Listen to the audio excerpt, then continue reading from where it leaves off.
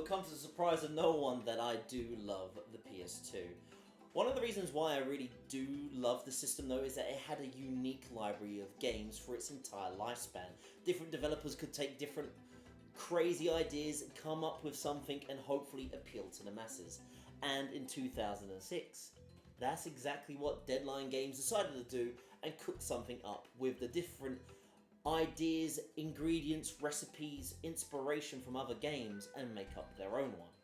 So what do you do in 2006 to come up with your own unique game title? Well, why don't we start with the most popular game of the system, Grand Theft Auto San Andreas. This was a hot game of its time. GTA clones were great. Let's do that. Add that to the start of the recipe. But the gunplay in Grand Theft Auto isn't the greatest, so let's go back to Rockstar and take Remedy's Max Payne. The gunplay is pretty good. The bullet time was really hot for the generation. Everyone loved the whole bullet time Matrix style combat. Let's add that to our little recipe. And then finally, let's take Prince of Persia. Weird one maybe, but yes, Deadline Games decided to take a little hint, inspiration of that, sprinkle it in just a tad, and that was their little start of their game formula. But you got to add something you think unique as well, so let's grab some of that Mexican flair, Mexican spice, sprinkle all that over it, and then let it cook and see what we come up with. So that's what they developed. They took all these ideas, cooked them all up, and then a couple of months later, they brought out this for everyone to enjoy and eat up. Yes, Total Overdose was cooked and ready for everyone to enjoy. And for the most part, I think this is a great game. It's not the best game out there, but after I played it in my challenge, I found out and discovered that not many people know about this game, and it's got a great formula about it. The soundtrack pops when the action's going on, the arcade combat is pretty good, and I really want to talk about this more because I don't think a lot of people know about this. Maybe because this came out at the end of the PS2's life cycle, really. The 360 was just around the corner, and the 7th gen of gaming was starting to overturn the 6th gen games that were just still coming out. And maybe this is why this got missed out by a lot of people. But let's talk about why I think Total Overdose did cook up a pretty damn good game for itself in this video. Let's see why I think this is one hell of a spicy game. So a brief correction, this game came out in 2005, not 2006. Sorry about that, but still, Eidos still helped publish this game from the developers Deadline Games. And as you can already see from the trailer, the game has a huge Mexican flair about it, which helps it stand out amongst the other GTA-likes that were around this generation. It had to try and stand out amongst the true crime streets, the Scarfaces, the Godfathers, while also trying its best to be the next GTA clone on the consoles. And the game, I think, has enough character and uniqueness to help it become quite a standout title. And the soundtrack that they used really does help with it. When the action goes hard, you have talented artists like Molotov, Delinquent Habits, and Control Machete to help really make when the gunplay goes hard that much more harder. And the game doesn't take itself too seriously as well, which I like about it. I think you need that light-hearted, stupid, over-the-top action for when not only when it needs to take itself seriously, you can take in that kind of story, but also when the stupid zaniness comes in, it helps break up the mold.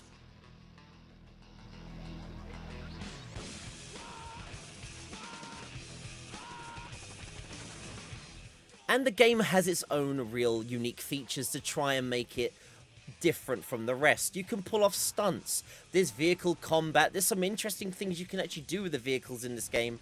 There's multitudes of weapons, hell, there's even a forklift to give a bit of Shenmue forklift minigame action as well. But I will obviously be talking more about this game in detail, of why I am surprised this game doesn't get talked about a bit more. Maybe, like I said earlier, it's because it came out at the wrong time, or there are some things I agree with reviewers of why I think it struggled. But let's talk more about Total Overdose, the spicy action game. So the title screen in itself, before you even hit that start button, already gets you ready for the game. The bops, the feel. As you can see, before I even started this game in my challenge, I was grooving and ready to take on Total Overdose. So after being introduced to the first bop of the game, pressing start, we get thrown into the game straight away with the first mission, The Father. The title for that mission being the obvious reason we are playing as the father of the protagonist of the game. It serves as like a introduction mission, a tutorial mission, and we get to play as Ernesto, the dad of the protagonist that you'll see later on. And during this, you are going to be thrown into the gameplay of Total Overdose. And the first few minutes of the game already throw you in to its gameplay, its over-the-top nature, the style it's going for, as you shoot and take down enemies on a freaking zipline.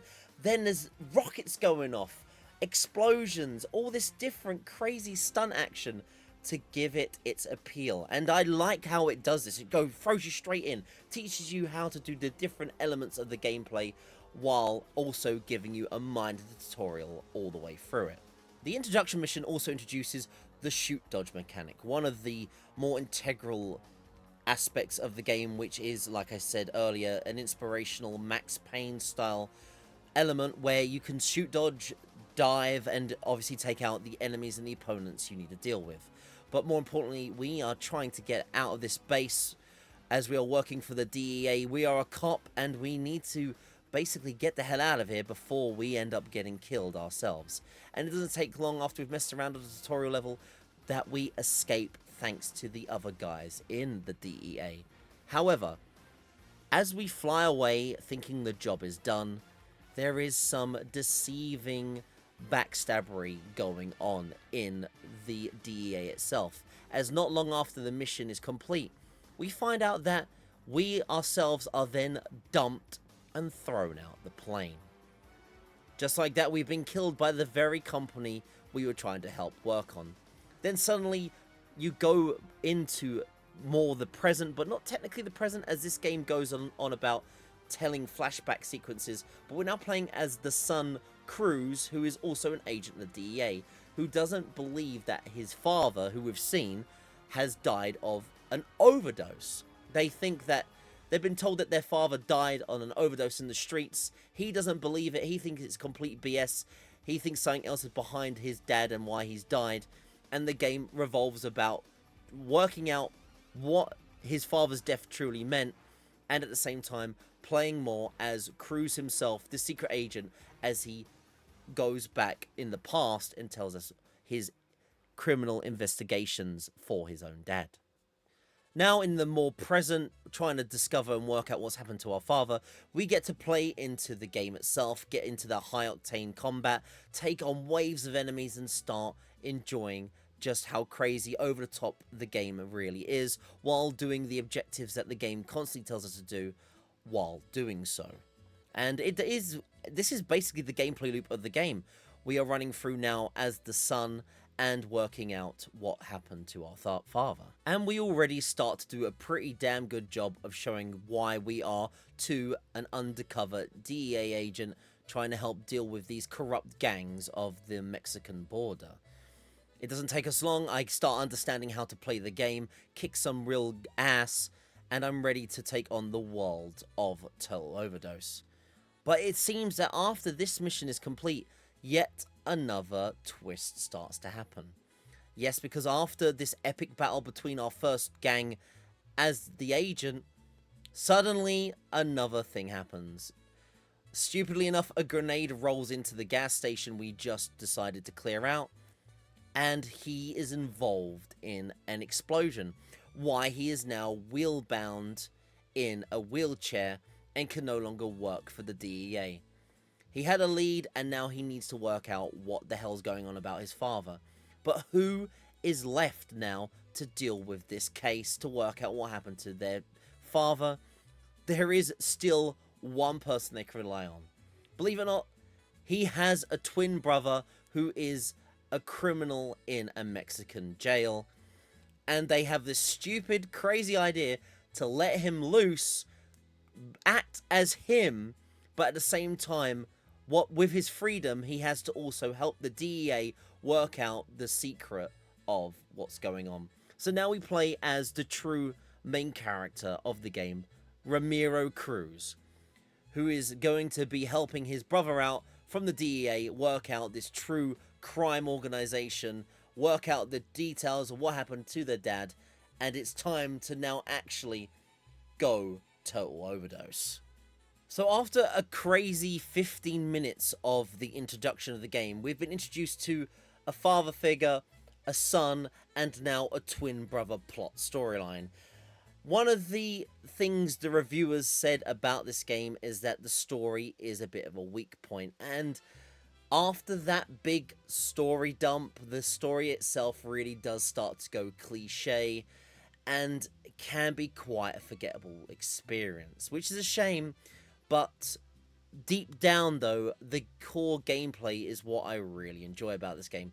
And the game just lets you now go and do what you want to do. I can go openly around, walk around and start collecting collectibles, doing little mini games, finding other collectibles, and working out the combat and core gameplay that the game has on offer. And as you can see here straight away, within more minutes, I'm finding these weird little minigame loco move situations where I can beat the crap out of these crazy luchador skeleton guys and other things as well. But the game, when it does start, really does inform you that you should go and check out the tutorial area. And I have to agree. After this, I do exactly what the game says and check out the tutorial area. Why? Well, because this game actually has an incredible amount of gameplay and mechanics that you really should learn to do before you go further into the game from the beginning. So bear with the game. Some people might not like being handheld with tutorial, but the game really does deep dive into all the different game mechanics it really does have to offer. There's a lot of different things you can do with the bullet time, the different dodge mechanics, where you can go off walls, you can dive, you can do headshots, you can do snipe shots. It all helps later on with the building up the combo meter that the game will also talk about. Keeping up a combo is important in this game because the higher the combo meter, the more bonuses you get. If you hit different thresholds, as you can see here, you're going to earn extra health, extra pickups, rewind, which I'll talk about more later on, and some other hidden features as well. Combo is very much built into the combat. Constantly you want to be doing this to keep yourself alive, to keep your power-ups, to keep your weapons filled up, and get an edge against the other enemies in the game. The tutorial will also show off some of these special abilities I mentioned that you earn through the combos as well. And these do also help get you an edge in the battle. You can instantly kill opponents, or more importantly, even just wipe out waves of enemies with some really cool moves that also may help you, give you invulnerability and other special features to get that edge in the battle. There is also a close combat, like Matrix style combat system to this game, but I will say that this is probably one of the more weaker points of the game. I very rarely use the melee combat. I feel like this game is way built more upon the gunplay. So once this melee tutorial is done, I don't ever really use it again. The gunplay, as I said earlier, is way more interesting, way more fun, and definitely something you embrace more to add to the level of combos and style of the gameplay. Once you've done the tutorial and learned all the aspects of the game, there is one gameplay element the game doesn't tell you about, which is weird, but during combat you're definitely going to experience it, and that is in the bottom right corner you can see the rewind button, or the rewind feature. Earlier on I said this game has elements of Prince of Persia, and when you die in this game, well, something happens instead. As you can see right here, I died. As long as you have a rewind in your storage, you can go back 5 seconds ago and try and replay the events that happened to keep yourself alive. If you run out of rewinds completely, you do get a game over. You have to go back to the title screen and reload a save file. There is no retry in this game. The only retry is this rewind feature. And I think they added this because you can die very quickly in this game. You can suddenly die without even paying any attention. There's a lot of explosions going off. There's a lot of grenades going off. And I feel as though this feature was maybe added by the developers to help make the gameplay less annoying. And I actually think it's a clever feature. It makes you go straight back into battle, learn what happened, learn what killed you, and get back in the thick of it. I don't know why the tutorials don't tell you about this, but learn by doing with this feature. It's a great little one and is really the last thing you need to know before going into the complete gameplay itself. So once you're into the thick of the game, how do you actually progress? How do you get the story? How do you win the game? There are going to be different point challenges. There's going to be points in the game where you need to do some of these challenges to unlock story content. And you can optionally go as hard as maybe doing the minimal requirements, or if you really want to do what I did, if you enjoy it that much, you can go for the highest points required to get the max rewards, like the upgrades that you can unlock to, you know, improve gameplay if you need to. You don't need to go for these max rewards. As long as you beat each mission within the minimal amounts, you can then carry on and unlock story content. But I really love the arcade style element of this game, and as the game goes on and as you do get better, every time you get the combat, nail the combat, the music hits differently every time. There's loads of different soundtracks in this game that every time you get that combo meter high, the adrenaline rush really is felt. The quiet hustle bustle of the streets suddenly go to ham when the combat starts going. You get annihilated this time. Spicy move. And as you do the unique moves in the game, it all gives a real awesome flair, and it makes you want to do more. Like, style it up a bit more, spice it up a bit more, and be the madman of the streets that you want to be. And due to the sheer size of the soundtrack, you're gonna hear banger after banger as you kick ass on the streets of Mexico.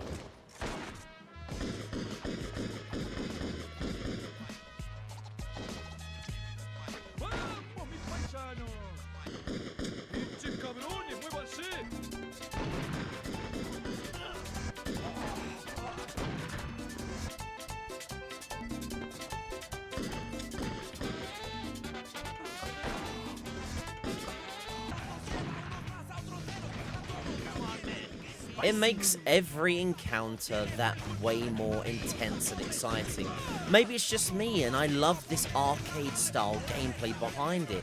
It pushes you to experiment, it pushes you to chain, to mix it up, to see explodable, interactable objects, and chain and blow it up to just make an insane, beautiful display of carnage as you go through the adventure. There is driving in this game and also driving-based missions. The driving isn't the best focal point of the game, though. I feel the driving is a bit floaty, and if you ever play this game for yourself, you may feel it too. It can be a bit non-responsive and is, I don't think, the best strength of this game. But it's not really used too much, the driving aspects of the game. There's a few points in the game you need to embrace driving, but it's more, as I said, about the gunplay. Still, if you want to do some extra side missions as well, there are these weird checkpoints and race games as well to fill in the gaps along the story. As mentioned earlier, even goofy forklift minigames where if you really want to get involved, you can get out your inner foreman and try and move pallets around to do weird goofy objectives, like this one in particular, where we need to move pallets out the way and get a car freed from it being blocked in within a time limit. There's loads of different extra features apart from doing the story mode, and I love that they have these features to make an experience a more fun and goofy one while going along this storyline. And maxing out rewards on these side missions can be really beneficial as you start getting gun upgrades, health upgrades, and adrenaline upgrades, each boosting health bar, adrenaline bar for the bullet time durations, and if you can get enough weapon upgrades, eventually unlocking more weapons in your arsenal, and even, as you can see right now, I've got unlimited pistol ammo. And as the game goes on, if you do better and better, you can get unlimited shotgun ammo, grenade launcher ammo if you really want to, and more, which is good. And you don't need to do this if you don't want to. This is all optional stuff I liked doing. But as I said earlier, I really liked the arcade style of this game, so wanted to invest more, and I loved being rewarded every step of the way while I was being distracted. But if you were expecting a real edgy, surreal storyline, you're not gonna get it from this game. It's all over the top, it's crazy, it's goofy, the story can be cliche, there's probably moments you're gonna be able to tell what things are gonna happen. If you're in this game for a serious story, I would look elsewhere. But if you're in it for a GTA style, over the top, high intense, spicy Mexican infused game, you're gonna have a good time with this from beginning to end, especially if you've liked what you've seen so far. Don't go in expecting storytelling, which is what the reviewers really panned on this game. It doesn't have that great of a story. You're gonna probably see the writing on the wall as the game carries on, but when the game does have story elements, they can be fun along the way. So if you like what you've seen so far, give it a go. I am going to briefly talk about how the game wraps up, because I really like how this game wraps up. But if you want to try this game for yourself and don't want to be spoiled by the epilogue of the game, skip ahead to this timestamp as I've shown on the screen now. But if you're ready to talk about and see about what this game has to wrap things up, then get ready for how they decided to do it. So lo and behold, as the game wraps up, we work out who the corrupted members of the DEA are, and we have found our father's killers. And as they decide to intervene and try and stop our twin brother, he secretly records a conversation and we get to hear exactly what's going on. And, well, the game wouldn't be called Total Overdose without the plot of the antagonist doing what he wants to do best, which is give both the people that we've been working with a drug overdose, and they are nearing death. And if we don't stop them in time, well, our own twin brother is going to die of an overdose. There we go, the title drop, the actual reason behind the game. If we don't hurry up and get to the DEA in time, our brother will die. And at the same time, we need to finally deal with the same scumbag that has been corrupted and killed our father. So as the final hours wrap up, we do have to raid the DEA headquarters and deal with all the different corrupt agents who have been involved in this undercover case. And there seems to be a lot because the whole building gets thrown at you. But we have to deal with these guys because we need to get to the top of the offices and save our brother by obviously getting the antidote to the overdose that has been given to him. But within the nick of time, as any cliche story would be, we do get to the top, we do find the medication we need to save our brother, and which seems like must have been seconds, we're able to save his life. But that's not the only problem on our hands, because of course once we save him, there's another problem at hand. Yes, there's been a bomb placed inside the DEA building. We need to get the bomb out of here in some crazy forklift moving action and then get it out before it blows up.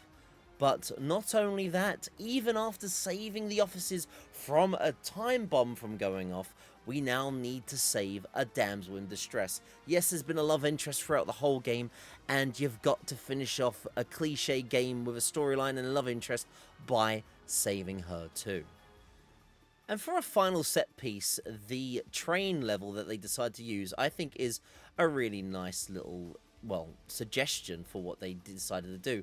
You're slowly running to the front of the train, that's where our girl is, and that's where the guy behind everything, the one who's killed our father, the one who's now stolen our girl, is waiting for us, and we will do just that. But how they truly decide to deal with him, I think, is a really fun, maybe jank to some, but I like what they do at the final steps of the game. Once you've chased down the guy enough, he decides to epically detach himself from the train and run away. And with all stupid cliche style games, he's decided to set up an anti-air gun while shooting at us as we try and chase him down and kill him within the time limit. It's, like I said earlier, a very jank, goofy experience, but it's a unique one for, like, maybe this has been done in other games, like, you know, Uncharted and other big hitters of its time would have done something similar to this, but for a game of its time, I thought, as sloppy and as goofy as it was pulled off, it was a fun experience for a final true boss fight of an otherwise crazy arcade shooter. So with a gun in hand and with some cool style, let's finally take out the train gun and wrap up this game in a corny action style finish, as it well and truly deserves. Spread your wings, Angel.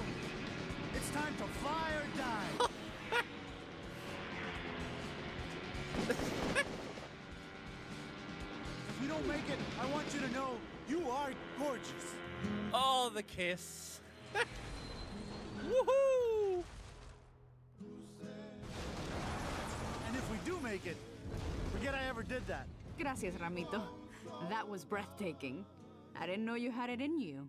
Risky, but very exciting. What, the jump or... Both. In real battle.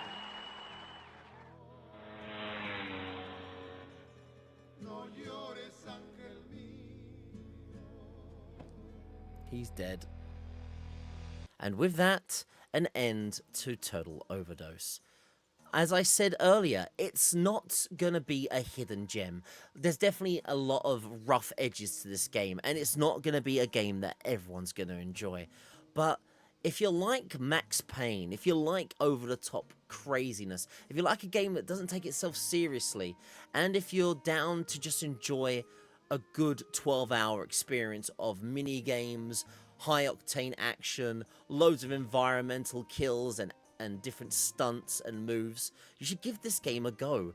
It's really easy to grab on the PS2, is also an original Xbox version, but even today you can grab this on the PC for an amazingly cheap price over at GOG. If you want to do any of these, give it a go. Like I said, I really enjoyed this game, and I feel like if you liked what you saw, you're going to have a good time with this too. The music's great, the feeling's good, and just go in enjoying yourself. Total Overdose really can be a fun time as long as you just turn your brain off and grab the bull by the horns. So that was another game beaten in the challenge, and one that has shone through, and something that I've really deeply enjoyed. Total Overdose, a fantastic game for the system. I won't give it the hidden gem status, don't worry about that. I know it's going to have some gripes, as said earlier, but for me, this is definitely, I like to call it a Koos game, one that I just enamored with. It's cheesy, it's edgy, it's like classic 2000s 6th gen game to a T. I feel as though if this game got ported to the 360, it might have had a chance. I think this could have been a launch title or launch window 360 game. It might have like held out, like the Strangleholds or the Wets of the 360, which also play like this. It could have just maybe stood the test of time, which is a shame. But still, I enjoyed this game, and I hope you guys enjoyed watching the video. Another one in my many review series of games within the PS2 Collection Challenge that stood out to me. Something that I want to make a video about, talk about, and I hope you guys enjoyed. But once again, thank you so much for watching this video, everyone. Hope you guys enjoyed it.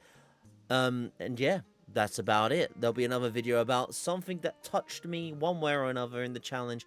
But until then, thank you so much for watching yet another game in the PS2 challenge. I'm getting tongue-tied here. Thank you so much. Have a great one. And I'll see you all in the next video, or in the next live stream, or somewhere else. See you later.